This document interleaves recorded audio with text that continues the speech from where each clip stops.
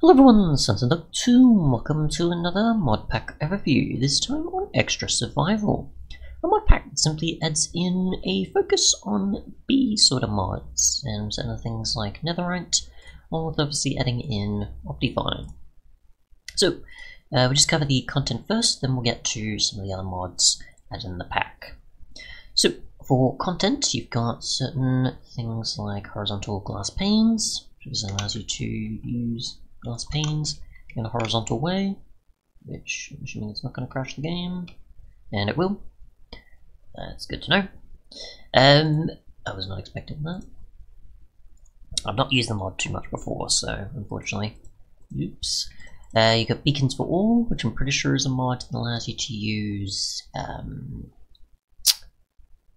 have beacons affect mobs. I'm pretty sure.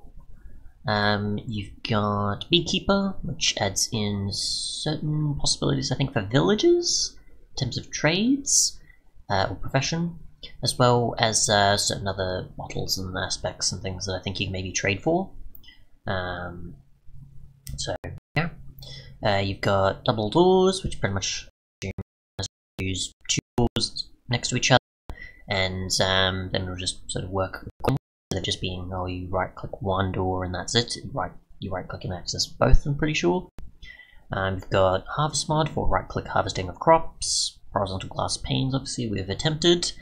Quailer pretty much adds in the ability for you to find out what something's from.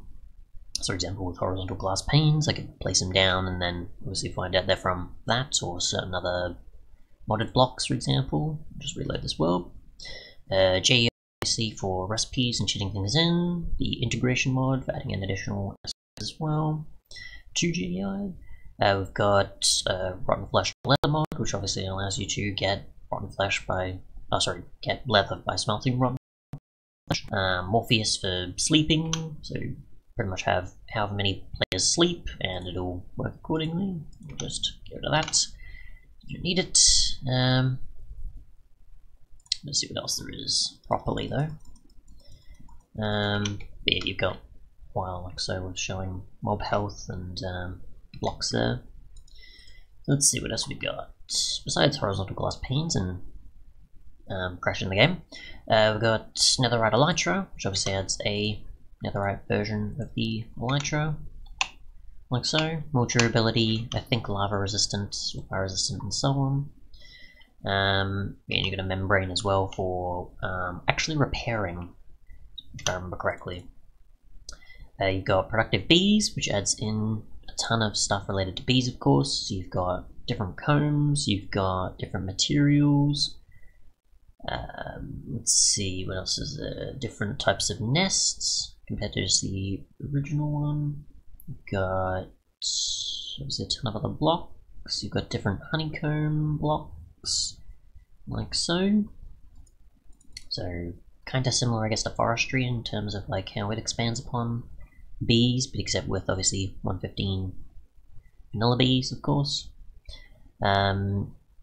Otherwise, obviously a different type of, different spawn eggs, and there's obviously the different ones that you can spawn in besides spawn eggs. What else is there? There's Scuba Gear, which obviously allows you to go into water accordingly, I think, as well as have different aspects as well, I think, to it. So it'll display it in survival, I think. Yeah, there's just the different view, the FOV change as well. But pretty much helps you to swim, and I think maybe other aspects, I think, if I remember correctly. I've covered the mod before, just gotta remember. It's been a while. So, you've got water breathing and underwater. Yeah, and the durability goes away depending on how long you are underwater. Forgot about that. Other than that, we've got upgraded Netherite, which adds in Netherite with different abilities, I guess. You've got poison one, you've got wither effect one, you've got a water one for dealing damage to those immune to fire. I'm assuming you can use this on something like blazes or something, as well as Enderman, teleportation, and more. Obviously this affects things like swords, as well as actual armor, as well as also horse armor. And there's also apples as well that add in different abilities. different possibilities, I guess. Other than that, that's pretty much it for content. We'll go back to the folder. We can see there's mouse tweaks for obviously crafting stuff. So we'll get a crafting table, or sort of inventory mouse movement, I guess. We'll also get a chest as well. Just place this down. Okay, placing blocks apparently crashes the game. Right, harvest, that makes sense. Yeah, because I've experienced this myself where the harvest mod actually crashes the game. So it's not horizontal glass panes, it's harvest. So if I actually get rid of that, which technically would be for right-clicking crops only, but we'll remove it just for the sake of it. And the pack won't regenerate anything, so that's fine. But just for the sake of removing it so we can place stuff down to demonstrate, because yeah, I've come across it with my own Forge 1.16.2 mod pack, and yeah, it would not stop crashing the game, so we'll get rid of that. But if you're unaware, yeah, probably remove it just in case, or inform the mod pack creator that that's a thing, because yeah, it can be quite annoying. Otherwise, you've got a portal specific one for pretty much fixing the other portals in a way for how you go about them. So it's, I assume, based on like the distance sort of thing, where like one and then go to the other, and it's not like, okay, you're pretty much accessing the same portal, you're accessing a different one, I think is the purpose of the mod, I'm not sure. You've got the ability to use skins in an offline session, instead of it just being, it shows the Steve or Alex skin when obviously offline. Optifine, obviously, for performance aspects, zoom, dynamic lighting, etc.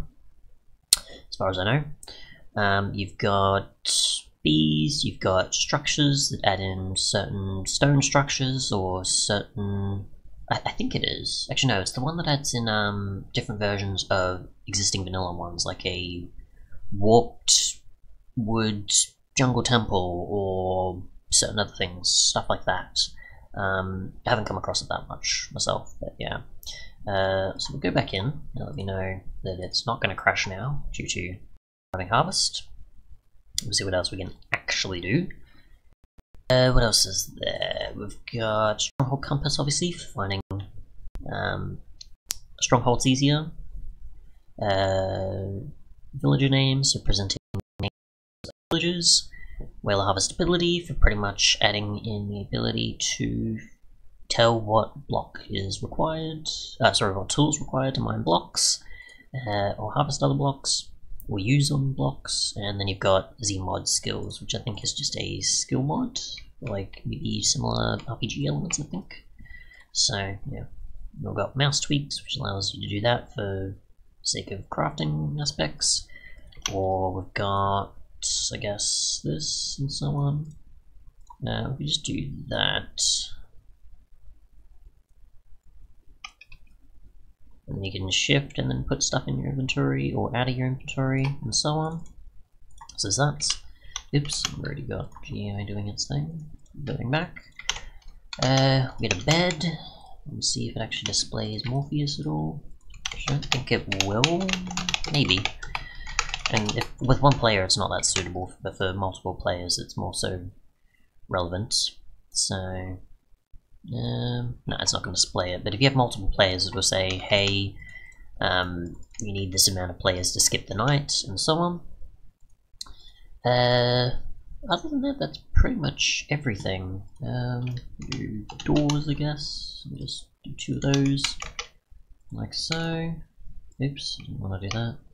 Present it the other way. Let's see, like that, and both will open at the same time and close at the same time. Get a villager, spawn them in, get villager names, and I think that is it. Oh, stronghold compass. Right. So pretty much an ender compass mod, of course. Stronghold not found. It's way off, so it can't really find anything. And then repurpose structures, which should have to go quite far to find one, but pretty much it adds just certain existing type vanilla structures, I'm pretty sure, but alternate versions of them based on the materials in said dimension or biome. So yeah, thanks so much for watching, and goodbye.